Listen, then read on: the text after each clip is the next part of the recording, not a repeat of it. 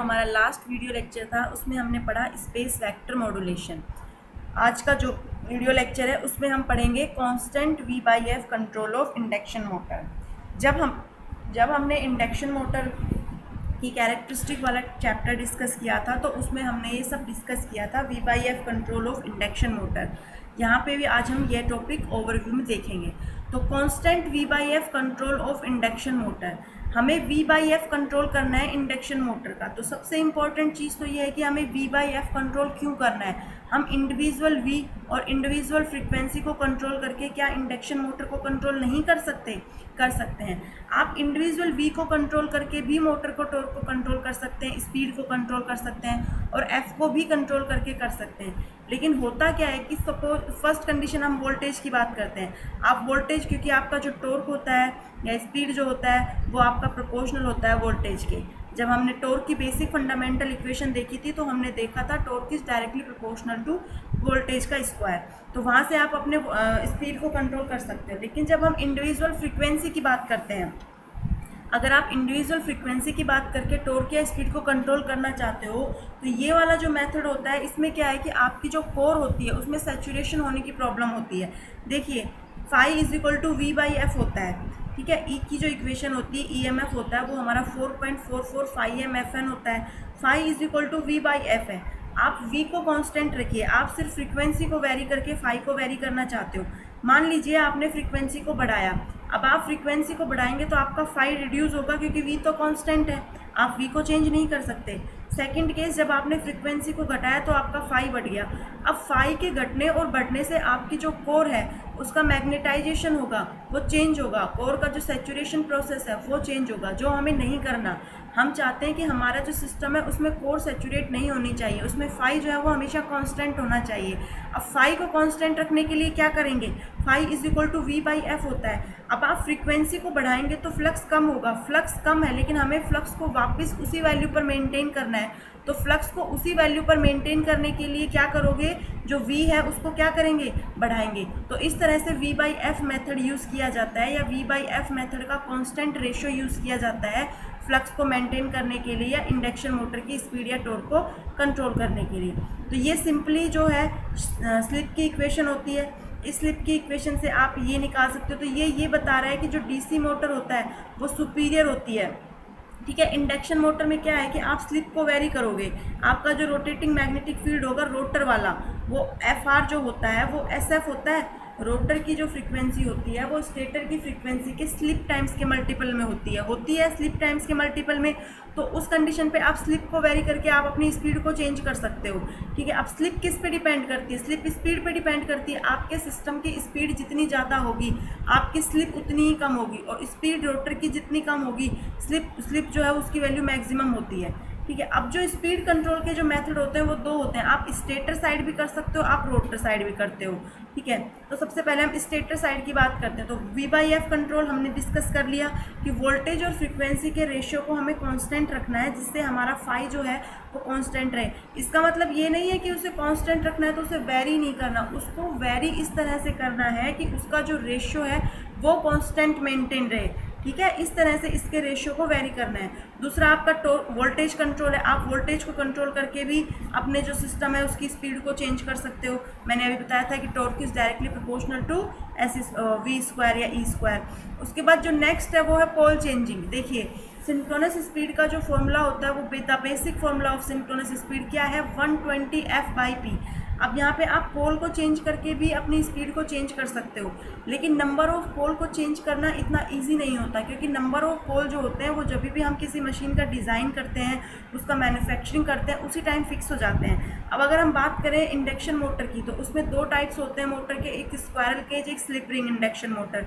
तो जो slip ring induction motor होती है उसमें हम नंबर ऑफ पोल को चेंज करके स्पीड को चेंज कर सकते हैं, लेकिन स्क्वायर केज इंडक्शन मोटर में हम नंबर ऑफ पोल को चेंज नहीं कर सकते। ये रिस्ट्रिक्शन है इस मेथड की। फोर्थ है आपका स्टेटर रेजिस्टेंस कंट्रोल। देखिए यहाँ पे हम दो चीज़ें डिस्कस करेंगे। यदि आप स्टेटर के साथ रेजिस्टेंस कनेक्ट कर देते हो तो वो होता है मेथड आपका वोल्टेज कंट्रोल का, और अगर आपने वोल्टेज कंट्रोल कर लिया तो आपने टॉर्क और स्पीड दोनों कंट्रोल कर लिया।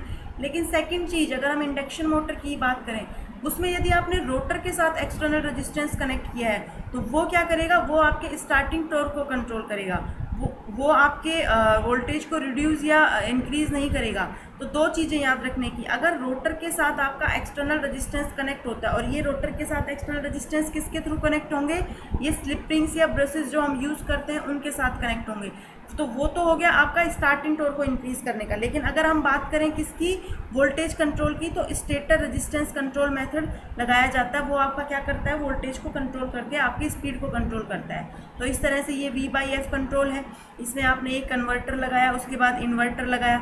सेकंड मेथड मैंने बताया वोल्टेज, जिसमें torque is directly proportional to voltage होता है। उसके बाद V/F कंट्रोल हम पढ़ चुके कि phi is equal to V/F होता है। इस इक्वेशन से वहाँ पे आप वोल्टेज और फ्रीक्वेंसी के रेशियो को कांस्टेंट मेंटेन करके अपना जो टॉर्क या स्पीड है उसे कंट्रोल कर सकते हो।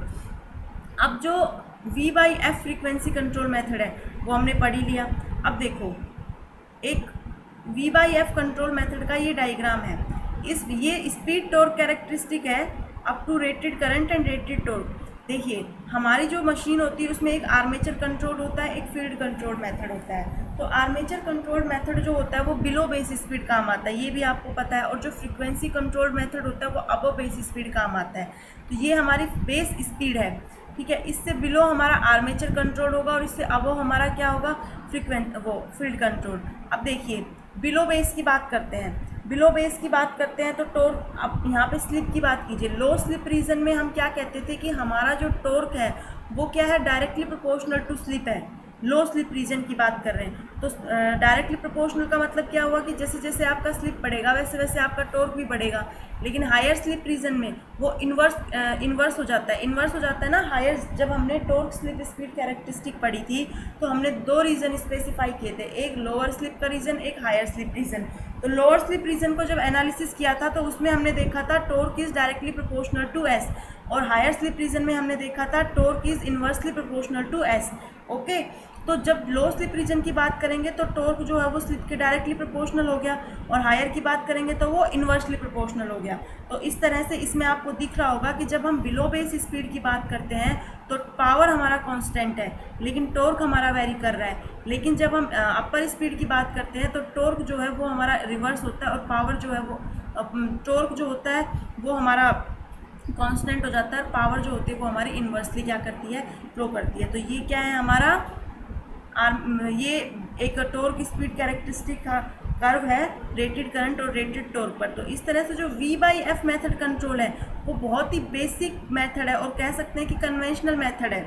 जो V/F मेथड है वो हमारा बहुत ही बेसिक और कन्वेंशनल मेथड है। इसको कंट्रोल करने का बहुत सारे न्यू टेक्निक्स भी आ रही हैं जिसमें आप डिफरेंट कंट्रोलर यूज़ कर सकते हो। देखिए, वेरिएबल, हम यहाँ पे ये कहा कि हम इंडिविजुअल फ्रीक्वेंसी को वेरी करके स्पीड को वेरी नहीं कर सकते, लेकिन यदि आप वेरिएबल फ्रीक्वेंसी ड्राइव्स यूज़ करते हो तो वहाँ पर वेरिएबल फ्रीक्वेंसी ड्राइव्स को यूज़ करके आप अपनी फ्रीक्वेंसी, अपनी स्पीड को वेरी कर सकते हो।